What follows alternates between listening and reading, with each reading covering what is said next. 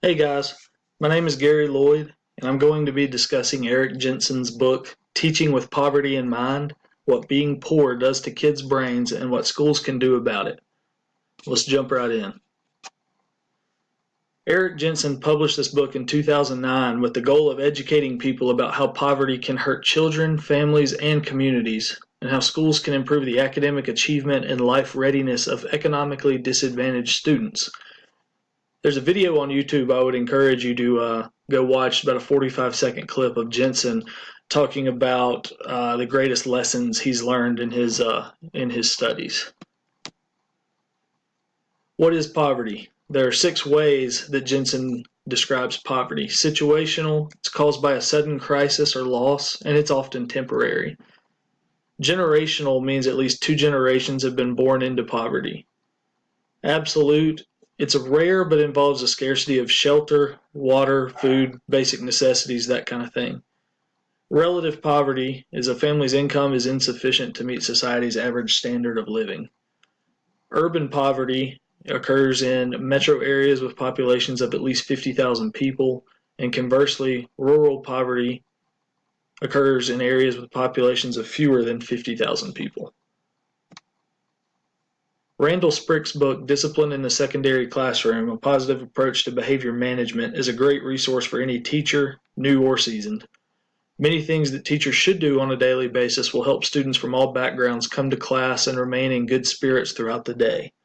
If they know and trust the teacher, they're motivated, know what to expect from the teacher, are challenged, and have hope for their future, those are just some of the things that can help teachers effectively manage a classroom. This can be true of students from any background, low socioeconomic status or wealthy.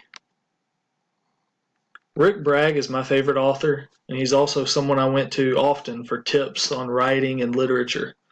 Rick came from poverty. In his first memoir, All Over But the Shoutin', he talks about poverty a great deal.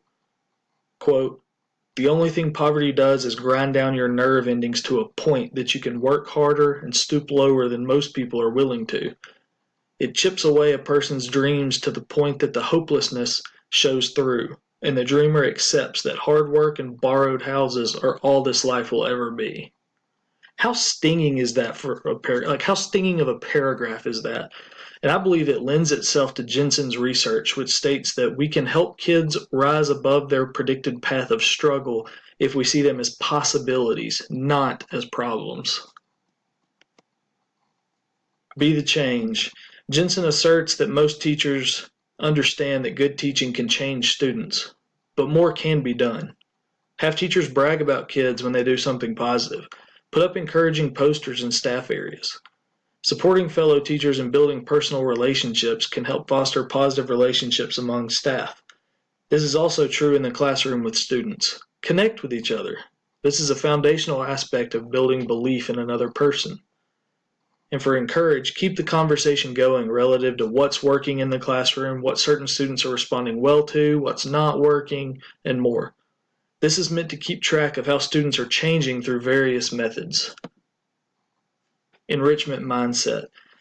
The photo is of the topic book along with The Water is Wide by Pat Conroy, who details the year of his life spent on the poor Yamacraw Island in South Carolina, teaching a people disconnected from mainstream society. The quote you see here in this book speaks well to Jensen's description of an enrichment mindset, which means, quote, fostering intellectual curiosity, emotional engagement, and social bonding.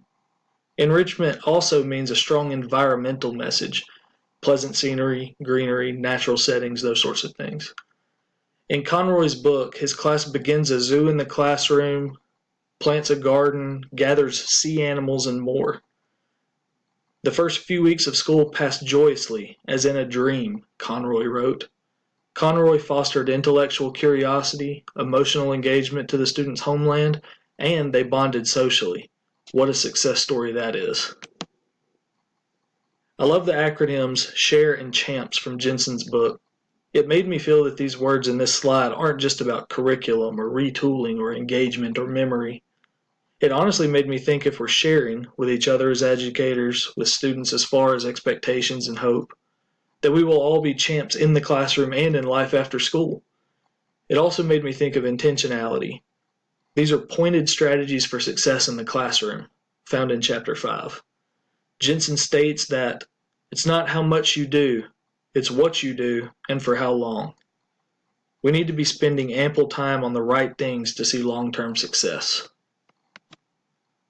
Connecting with real life. The book you see here is Deep Green, my own book that I published in 2016. I write in this novel, semi-autobiographically, about the dilemmas that I and others faced when we were teenagers. Fitting in, poverty, school, bad decisions, all of it. Not only that, I write fictionally about how I want this story to end. The story is loosely based on true events, so I had a chance to write the ending that I wanted. Students in poverty, with the help of dedicated teachers, have the opportunity to write their own ending.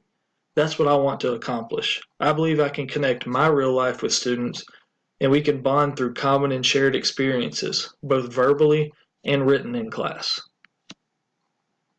Jensen concludes his book, Teaching with Poverty in Mind, by stating that, quote, good teaching can mitigate the effects of low socioeconomic status and lack of school resources. Your staff is the key to students' success, and it's time to rethink how they use their time. The quality of your students' education will not exceed the aggregate quality of the teaching staff at your school. What a quote that is to ponder. It makes me think of Rick Bragg's experiences growing up in poverty, Pat Conroy's experiences as a teacher in low socioeconomic climate, and my own experiences as a youth and adult. We have to create our own way. We have to be creative, yet standards-based, motivating, yet understanding. This will be no easy task, but it will be worth it.